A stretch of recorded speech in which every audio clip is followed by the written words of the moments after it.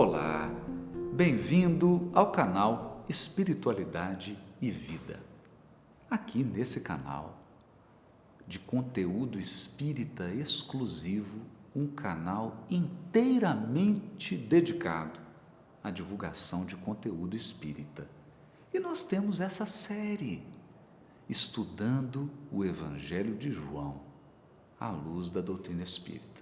Estamos no primeiro capítulo, sem pressa, porque o Evangelho de João é de uma riqueza, é de uma sutileza que nós não podemos ter pressa. Precisamos ir devagar, degustando, com muita calma, trazendo conceitos que não são simples, ideias que são muito espirituais, muito sofisticadas, e nós precisamos ir devagar, para extrair o espírito da letra. Como prometido no episódio anterior, hoje nós vamos falar da evolução histórica do conceito de logos, ou memra, na Bíblia hebraica.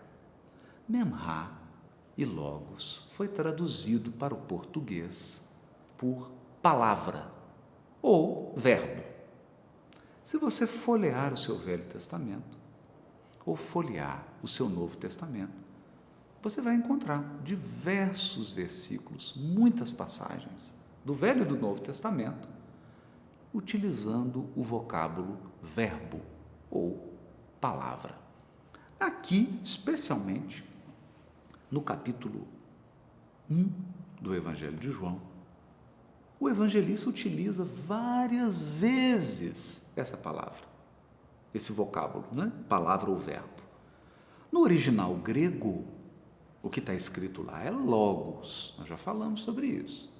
Nas versões em português, que foi traduzido por palavra ou verbo. O que nós queremos examinar aqui hoje é a evolução histórica desse conceito de palavra. Por que evolução histórica? Ora, porque se você olhar a data da redação do livro Gênesis, primeiro livro da Bíblia hebraica, e do livro do profeta Zacarias, que é o último livro da Bíblia hebraica, a distância entre um e o outro é de mais de 2000 anos. Então é fácil para você folhear a sua Bíblia. É fácil para você fazer isso aqui, com o seu Velho Testamento. Mas entre o primeiro livro e o último, tem mais de 2000 anos de história.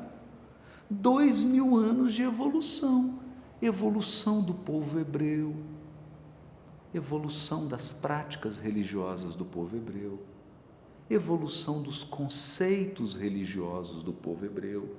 Então, é importantíssimo, por favor, é importantíssimo você levar em consideração o aspecto histórico. Os livros do Velho Testamento não foram escritos por uma única pessoa.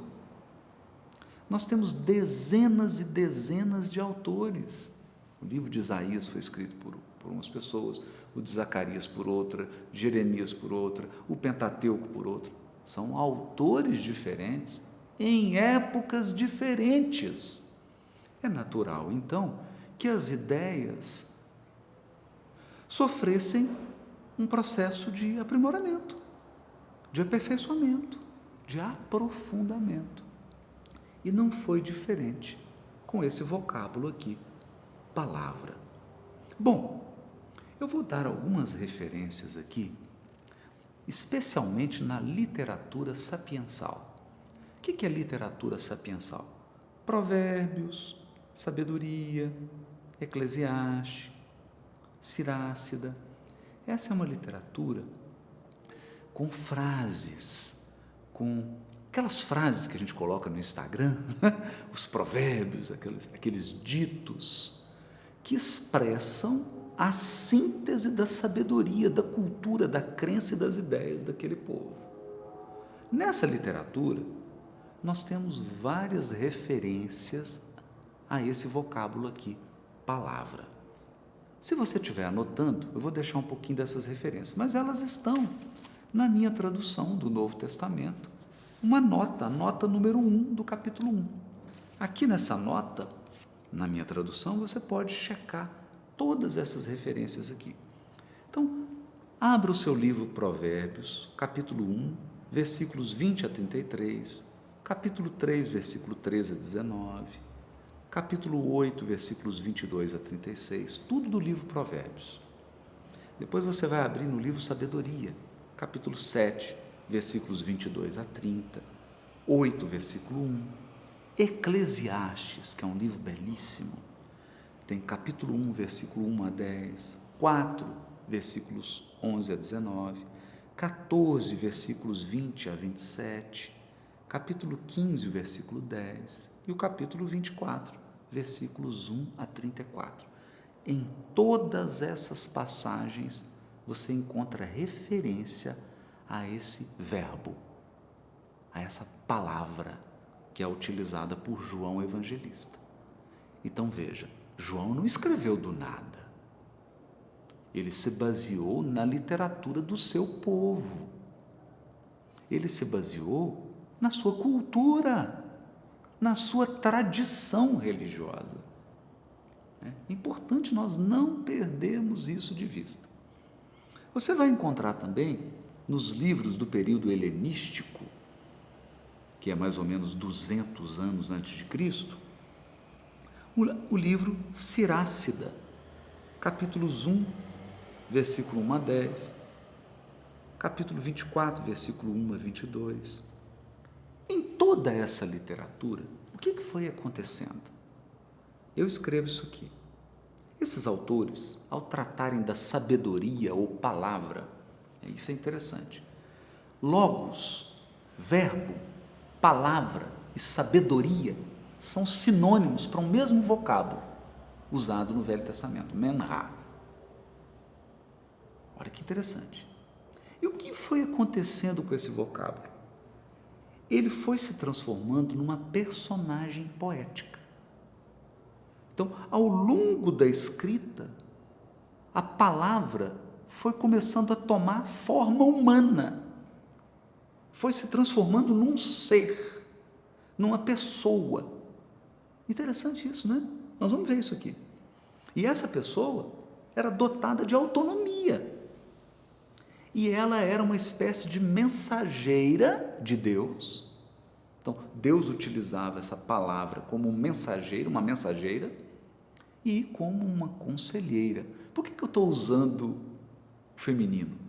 Porque menra, em hebraico, é uma palavra feminina. Então, a gente usa verbo no masculino, mas a palavra original no hebraico é feminina. Interessante, né? Então, era uma conselheira, uma mensageira de Deus. E essa mensageira, esse conselheiro, esse mensageiro, possuía encargos específicos. Interessante. Então veja, João não tirou do nada que o verbo é Jesus. Não foi assim do nada. Tem uma tradição aqui milenar que ele leu, que ele absorveu para tirar essa ideia, para ter esse insight. Olha, Jesus é o verbo. Jesus é a palavra. Para ele chegar a essa conclusão, ele se baseou em toda essa literatura histórica do povo hebreu, do seu povo. Então, alguns estudiosos eles chegam a dizer que a palavra no Velho Testamento é Deus em ação.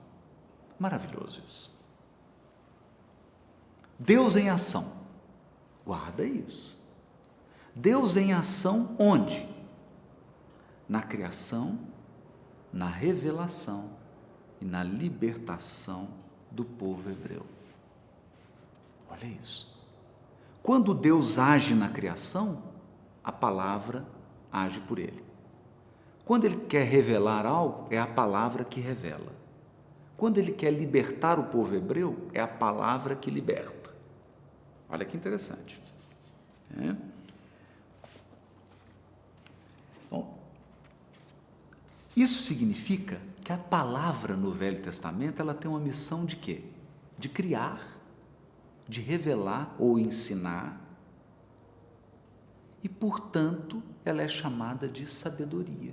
Por quê? Porque a sabedoria ensina, a sabedoria educa. Olha que coisa maravilhosa. O que nós aprendemos na questão 625 de O Livro dos Espíritos? Que Jesus é o modelo e guia da humanidade. Portanto, é Jesus quem educa a humanidade. É Jesus quem revela Deus para a humanidade. É Ele quem auxiliou o Criador na formação da Terra. Jesus é o co-criador, é o Cristo planetário, que co-criou o planeta Terra. Olha a profundidade disso. A palavra agindo na criação, na revelação, no ensino, são exatamente as funções que um Cristo possui. E essa é a genialidade do evangelista João. Ele percebeu isso. Ele falou: peraí, a palavra no Velho Testamento tem a missão de criar junto com Deus, de co-criar. Ou seja, Deus conversa com a palavra para criar. Por isso que a gente encontra lá no capítulo 1 de Gênesis assim: façamos o homem à nossa imagem e semelhança. É Deus conversando com a palavra. É Deus conversando com os Cristos, com os co-criadores. Façamos o homem. Olha que interessante. Então, a palavra era conselheira. E quando Emmanuel se refere à comunidade dos espíritos puros e eleitos pelo Senhor Supremo da vida, ele diz assim: uma comunidade, um conselho, a mesma ideia que está lá na Bíblia hebraica. Os sábios do povo hebreu já sabem isso há milênios, que Deus tem um conselho de Cristos, de co-criadores em plano maior. Então, João percebeu que essas funções da palavra, essas funções da sabedoria, porque a palavra é vista como sabedoria de Deus, olha que interessante, é Deus em ação, e é exatamente isso. Lá na Revista Espírita de 1868, mês de fevereiro, os espíritos dizem assim para Kardec, que os Cristos são aqueles seres que, chegados ao último grau da evolução dos espíritos puros, se tornam agentes executores. Agentes executores da vontade divina. O que é um agente executor? É Deus em ação. É exatamente a característica da palavra na Bíblia hebraica. A palavra é Deus em ação. É Deus revelando, é Deus ensinando, é Deus guiando no deserto, libertando o povo hebreu. É Deus se manifestando através do seu guia e modelo. Esse foi o insight de João, você percebeu isso? Que coisa maravilhosa! Esse insight que o João teve, ele falou assim: a palavra é Jesus. João decifrou o enigma. Ele disse: a palavra é o Cristo, o verbo da criação da terra, é Jesus. Ele é o verbo, ele é o co-criador, ele é membro do conselho divino, ele é a sabedoria terrena. Maravilhoso isso, né? Vamos ver algumas passagens aqui, olha que interessante. Gênesis capítulo 1, versículos 3 a 26, você encontra assim: disse Deus, e assim se fez. Disse Deus. Porque no capítulo 1 de Gênesis, Deus cria pela palavra. Da mesma maneira que no universo, Deus cria através dos co-criadores. Então, os co-criadores em plano maior, os Cristos, são o quê? São a palavra de Deus. A gente encontra lá em Isaías, olha que interessante isso, Isaías capítulo 7, versículo 3. A gente encontra assim: disse o Eterno a Isaías. Falou com Isaías. Lá em Salmo 33, versículo 6, a gente encontra assim: os céus, por sua palavra, se fizeram.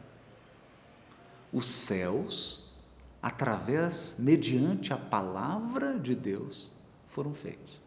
Olha os co-criadores aí. Eles são a palavra. Não é bonito isso?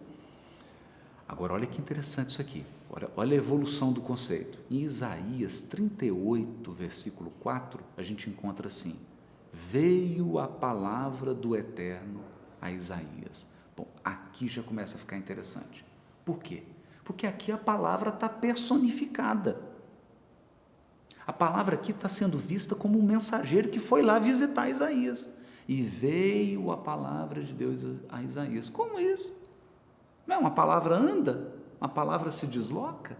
Exatamente isso. Porque a palavra é um ser. Foi isso que João percebeu.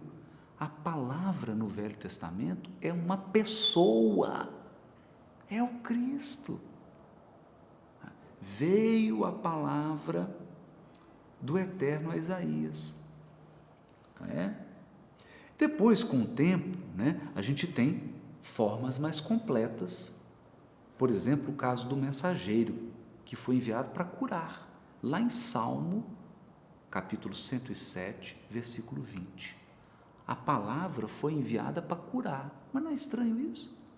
Porque a palavra não é som. Aqui no Salmo, capítulo 107, versículo 20, a palavra se deslocou, foi lá e curou. Ora, então extrapolou. A palavra aqui está totalmente personificada como um médico. Olha o médico das almas aqui. Olha Jesus, médico das almas aqui.